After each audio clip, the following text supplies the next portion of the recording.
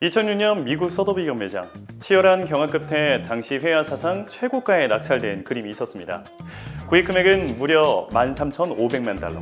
하나로 1,500억의 가치를 지닌 그 작품은 바로 19세기 오스트리아를 대표하는 예술가 구스타브 클림트의 아델레 블로바우의 초상이었습니다. 해당 작품은 현재 뉴욕 노이어 갤러리에서 만나볼 수 있는데요. 오스트리아의 모나리자로 불리는 북버크 회화가 왜 뉴욕에 있는 걸까요? 그 기막힌 사연 지금부터 시작합니다.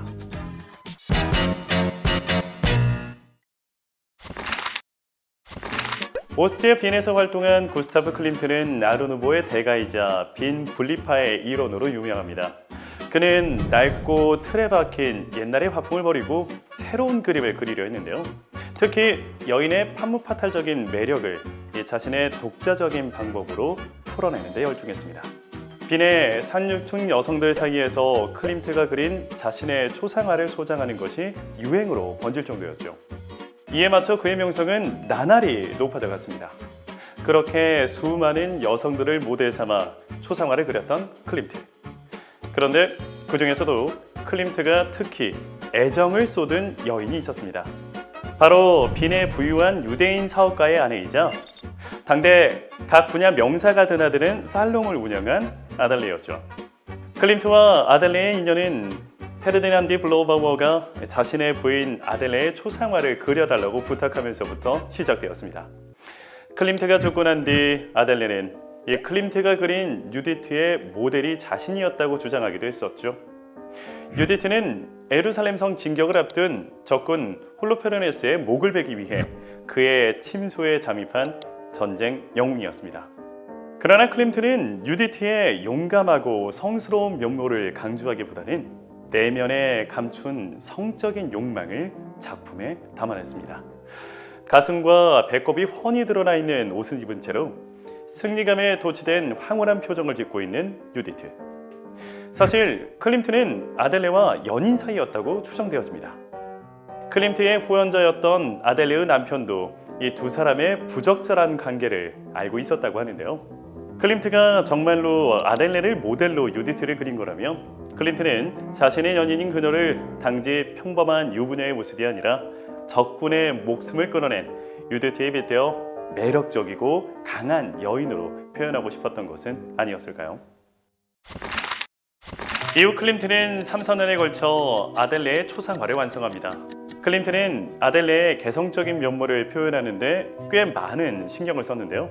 섬세하면서도 여린 인상과 강한 자존심이 돋보이는 표정, 그리고 특이한 손처리가 돋보이는데요.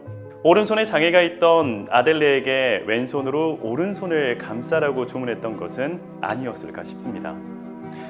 그녀의 상처를 따뜻한 시선으로 담아내려고 했던 그의 세심한 노력도 엿볼 수가 있는데요. 아델레는 클림트가 죽은 이후 한 방을 클림트의 작품만으로 꾸며 클림트의 방을 만들고 평생 그를 그리워했습니다. 클림트와 아델레의 깊은 관계에 못지않게 아델레 블로바우어의 초상에 관한 역사적인 이야기도 흥미로운데요. 2차 세계대전 기간 나치 정부가 유대인의 재산을 몰수하면서 이 작품 또한 오스트리아 정부의 소유물로 전환되었습니다. 나치 정부는 그림의 모델이었던 아델레가 유대인인 것을 숨기기 위해 작품 제목을 우먼 인 골드로 바꿔버렸는데요.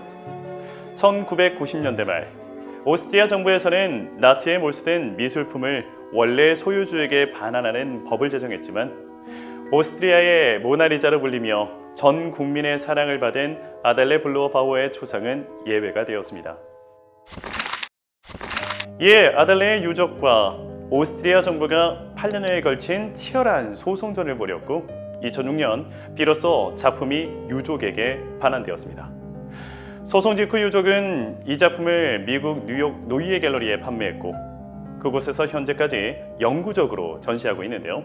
도대체 누가 1,500억 원을 들여서 매입을 했을까요? 바로 화장품 브랜드를 운영하는 에스티 로더 가문이었습니다. 창업주인 에스티 로더와 로널드 로더 모두 유대인이었던 점이 초상화를 구입하게 된 결정적인 이유였죠.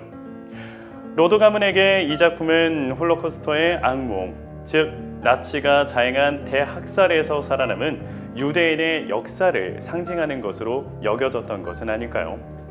아델레 유족 역시 이 작품 판매 수익 대부분을 자선단체에 기부하는 것으로 기나긴 소송전의 본질이 무엇이었는지 확실하게 보여줬습니다.